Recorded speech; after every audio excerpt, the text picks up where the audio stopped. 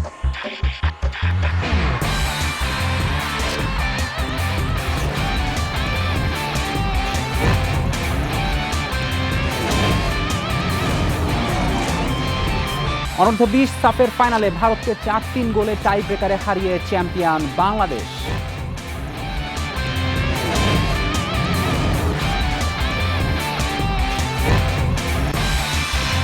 অনূর্ধ্ব-20 নারী এশিয়ান কাপের গ্রুপ পর্বে কাল চীনের মুখোমুখি বাংলাদেশ। থাইল্যান্ড ম্যাচের ভুল শুধরে আত্মবিশ্বাসী ফুটবল খেলতে চায় অর্পিতারা।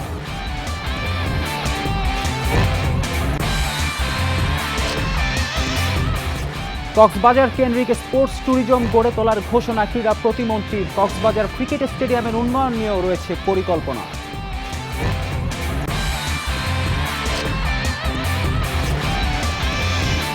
গুরুত্বপূর্ণ বিসিবি সভা কাল, এনএসসির তদন্ত রিপোর্ট, পরিচালকদের পদত্যাগ ঢাকা প্রিমিয়ার লিগ এজেন্ডার শীর্ষে।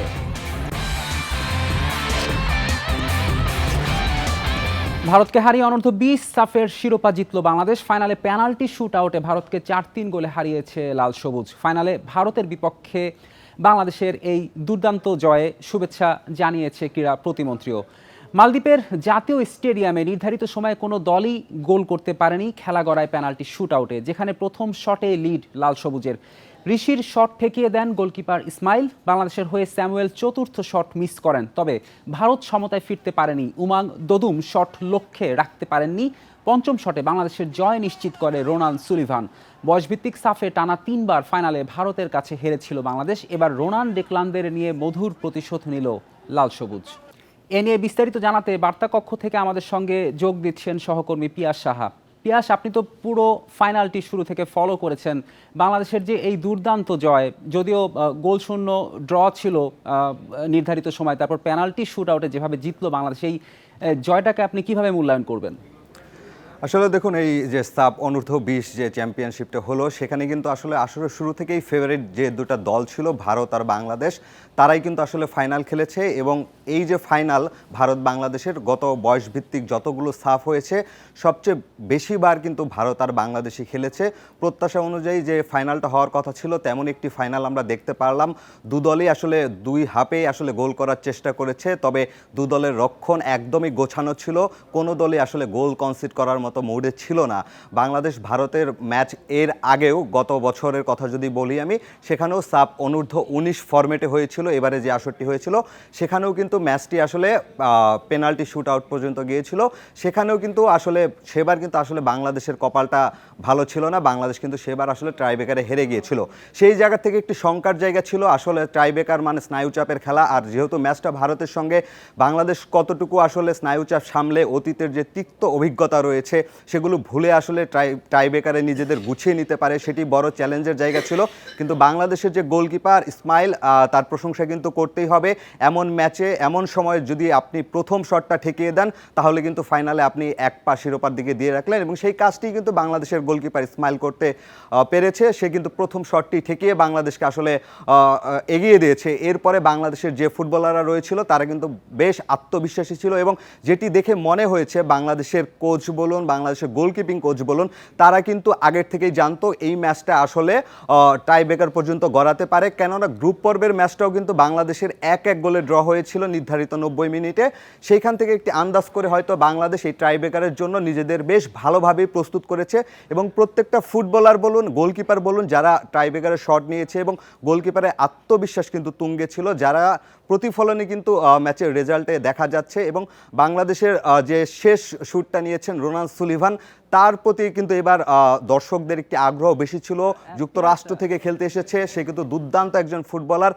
তিনি এই আসরে বাংলাদেশের হয়ে প্রথম গোল করেছিলেন, এবং তিনিই কিন্তু বাংলাদেশের হয়ে শেষ গোলটি করে বাংলাদেশকে শিরোপা এনে দিল। আপনি ঠিকই বলেছেন যে আমরা রোনানের যেই জয়সূচক গোলটিতেই আসলে বাংলাদেশ শিরোপা জেতে। আপনি কি মনে করেন যে এই আসরে বাংলাদেশ তো চ্যাম্পিয়ন হলো, তার সাথে একটি বড় অর্জন হচ্ছে সুলিভান ব্রাদার্সের পারফরমেন্স?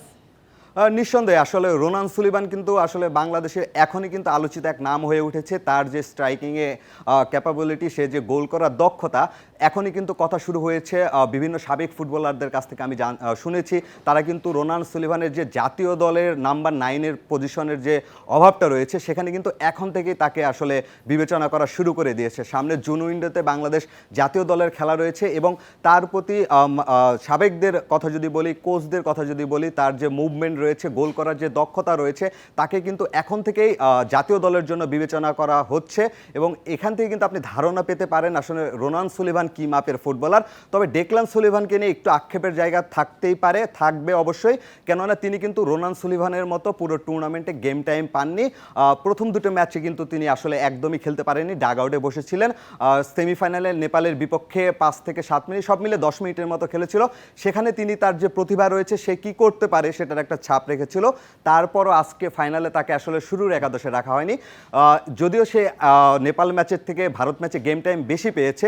60-65 মিনিটের দিকে তাকে নামানো হয়েছিল। সেও যথেষ্ট যে প্রতিভাবান ফুটবলার, তার কিন্তু খেলার স্পষ্ট হয়েছে। আমরা আশা করছি যে ডেকলান সুলিভানের প্রতিভার প্রতিও সুবিচার করা হবে।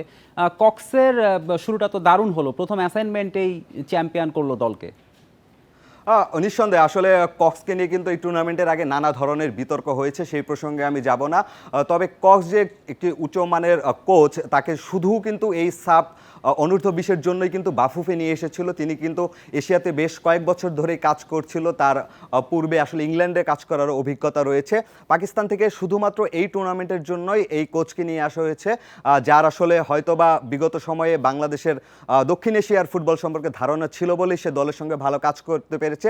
শুধু কক্সের কৃতিত্ব আপনি এখানে দিলে চলবে না, কারণ কক্স কিন্তু আসলে সবশেষ সেমিফাইনাল ম্যাচে কিন্তু তিনি সাসপেন্ড ছিল, তিনি কিন্তু ভারত ম্যাচে লাল কার্ড পাওয়ার কারণে ডাগ আউটে ছিল না। পুরো কোচিং প্যানেলকেই কিন্তু আপনার ক্রেডিট দিতে হবে। যে সহকারী কোচ ছিল মিশু, গোলকিপিং কোচ বাংলাদেশের সাবেক লেজেন্ডারি গোলকিপার যিনি বিপ্লব ভট্টাচার্য, তারও কিন্তু আসলে প্রশংসা সে দাবিদার। আপনি ঠিকই বলেছেন, শুধু প্লেয়ার না, কোচিং স্টাফদেরও একটা বড় অবদান ছিল। আপনাকে ধন্যবাদ আমাদের সঙ্গে যোগ দেওয়ার জন্য। অনূর্ধ্ব 20 নারী এশিয়ান কাপে গ্রুপ পর্বে নিজেদের দ্বিতীয় ম্যাচে শক্তিশালী চীনের মুখোমুখি হবে বাংলাদেশ। ব্যাংককে ম্যাচ শুরু শনিবার বাংলাদেশ সময় বিকাল 3টায়। থাইল্যান্ড ম্যাচের ভুল শুধরে চীনের বিপক্ষে আত্মবিশ্বাসী ফুটবল খেলতে প্রস্তুত অর্পিতা সাগরিকারা। 3 গ্রুপের চ্যাম্পিয়ন ও রানার্স আপ এবং তৃতীয় হওয়া 3 দলের মধ্যে সেরা 2টি দল খেলবে কোয়ার্টার ফাইনালে। দ্বিতীয় রাউন্ডে খেলতে চীনের বিপক্ষে জয়ের বিকল্প নেই লাল সবুজের, সেই লক্ষ্যে অ্যালপাইন ট্রেনিং সেন্টারে কঠোর অনুশীলন।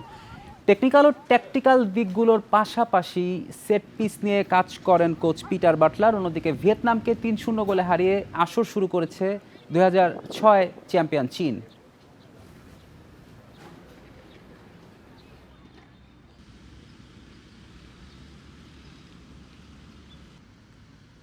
চিন্তা করছে না, মেয়েরা মেয়েদের স্বাভাবিক খেলাটা যদি খেলতে পারে আমি আশাবাদী ভালো কিছুই হবে ইনশাআল্লাহ। পরে বড় ধরনের কোনো ইনজুরি নেই, ছোটোখাটো দু একটা সমস্যা ছাড়া আজকে মোটামুটি সবাই ট্রেনিং করেছে, পুরো 23 জনের স্কোয়াডই ট্রেনিং করেছে। একটা ম্যাচ খেলে ফেলেছি অলরেডি এবং আমরা সেখানে যেগুলো মিস্টেক করেছি আজকে কোচ আমাদেরকে নিয়ে সেগুলা কাজ করাইছে। বেশিরভাগ কোচ আমাদের পজিশন শেপ যেগুলো ভুল ছিল সেগুলো নিয়ে কাজ করাইছে, ফিনিশিং প্রবলেম ছিল আমাদের সেগুলো নিয়ে কাজ করাইছে। চায়না টিম মোটামুটি ভালো, তো আমরা তাদের সাথে ফাইট করব এবং আমরা রেডি তাদের সাথে ফাইট করার জন্য। নানা সংকট নিয়ে বিসিবির গুরুত্বপূর্ণ সভা কাল শনিবার 1টায় মিরপুরে শুরু হবে বুলবুলের বোর্ডের সভা। জাতীয় ক্রীড়া পরিষদের রিপোর্ট, ঢাকা প্রিমিয়ার লিগ, পরিচালকদের পদত্যাগ, এসব থাকবে এজেন্ডাতে। কেন পরিচালকরা এভাবে পদত্যাগ করছেন সেটা বুঝতে পারছেন না মিডিয়া কমিটির বর্তমান চেয়ারম্যান মুকসেদুল কামাল বাবু। বোর্ড থেকে একের পর এক পরিচালক পদত্যাগ করছেন। ধোঁয়াশায় ঢাকা প্রিমিয়ার লিগ, নির্বাচন নিয়ে তদন্ত কমিটির রিপোর্টের অপেক্ষা। চারদিক থেকে চাপে বিসিবি, এমন সময় সভায় বসতে যাচ্ছেন কর্তারা। রোববার তদন্ত কমিটির রিপোর্ট দেওয়ার কথা, ঠিক তার আগের দিনই সভা ডেকেছেন আমিনুল ইসলাম বুলবুল। সেই রিপোর্ট থাকবে আলোচনাতে, সভায় থাকছে আরও এজেন্ডা। যে সকল আলোচনা এখন আছে বোর্ড সংক্রান্ত, তারপরে বোর্ডের কার্যক্রম সংক্রান্ত, প্রিমিয়ার লিগ, তারপর হচ্ছে আপনার ওমেন্স বিপিএল, এগুলো সব নিয়মিত বিষয়গুলো নিয়ে আলোচনা হবে। বোর্ড সভায় প্রিমিয়ার লিগ প্রাধান্য পাবে। লিগ শুরু না হওয়া নিয়ে ক্রিকেটারদের মতো অস্বস্তিতে বিসিবিও। লিগ না হলে বিকল্প কি হবে? আপনি যদি খেলতে না আসেন তাহলে তো আসলে এখানে জোর করে তো নিয়ে আসা যায় না কাউকে। ক্লাবগুলো তো ক্রিকেটের বিরুদ্ধে না, যে সকল সংগঠক যারা আছেন তারাও কিন্তু দীর্ঘ সময় ধরে ক্রিকেট নিয়েই কাজ করতেছে। ক্লাবগুলোকেও আমার দিক থেকে আমি তাদেরকে আহ্বান জানাবো যে আসলে সমালোচনা চলুক, প্রতিযোগিতা চলুক, কিন্তু ক্রিকেট বন্ধ না হোক। পরিচালকদের একের পর এক পদত্যাগ নিয়েও বড্ড দুশ্চিন্তায় বিসিবি। ব্যক্তিগত নাকি অন্য কোনো কারণে হুট করেই এভাবে সরে যাচ্ছেন কর্তারা। তারা এই বোর্ডের এগেনেস্টে, তারাই যদি আবার এই বোর্ডের লোকদেরকে প্রলোভন দেখায় এবং সে কারণে কেউ যদি চলে যেতে, আমি জানি না যে তারা সে কারণে গেছে কিনা, কারণ আমি আবারও বলতেছি আমি এই ধরনের কোনো অফার পাই নাই বা আমি জানিও না। আমি আপনার প্রশ্নের জায়গা থেকে বলতেছি, সেটা হইলে নিশ্চয়ই ধরে নিতে হবে যে এটা অনৈতিক কাজ। মুস্তাফিজকে বাদ দেওয়া ইস্যুতে আইপিএল কর্তৃপক্ষের দুঃখ প্রকাশকে সাধুবাদ জানিয়েছেন মিডিয়া কমিটির chairman Mazharul Islam, independent news.